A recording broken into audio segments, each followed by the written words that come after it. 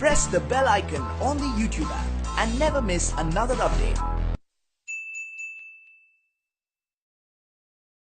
کہ اقوام متحدہ اور حکومت پاکستان کا نوجوانوں سے متعلق اہم اقدام سامنے آیا ہے. ملک کی تاریخ میں پہلی بار نوجوانوں سے متعلق قومی سروے کرانے کا فیصلہ کیا گیا ہے. اسی پر بات کریں گے. ہمارے نمائندے عبدالقادر ہمارے ساتھ موجود ہیں. عبدالقادر، بتائیے اس بڑے فیصلے کے بارے میں. جی ہاں بالکل. پاکستان کی 71 سالہ تاریخ میں پہلی مرتبہ national youth development index program شروع کیا جا رہا ہے. اقوام متحدہ اور حکومت پاکستان یہ مشترکہ طور پر نوجوانوں سے متعلق یہ پروگرام شروع کر رہے ہیں اور وزیر اعظم کی ہدایت پر معاون خصوصی عثمان دار کی زیر صدارت ایک اہم اجلاس ہوا ہے جس میں اقوام متحدہ کے پاکستان میں اعلیٰ حکام اور محکمہ شماریات کے افسران شریک ہیں.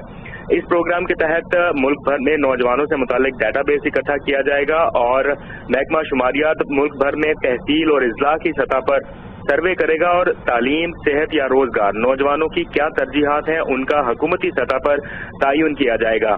کس صوبے میں نوجوانوں کو کون سے مسائل ہیں اور نوجوان اپنے طور پر کیا حکومت سے توقع کر رہے ہیں، حکومت ان تمام باتوں کا پتہ لگائے گی اور سروے کے دوران نوجوانوں کی ذاتی طور پر رائے حاصل کی جائے گی.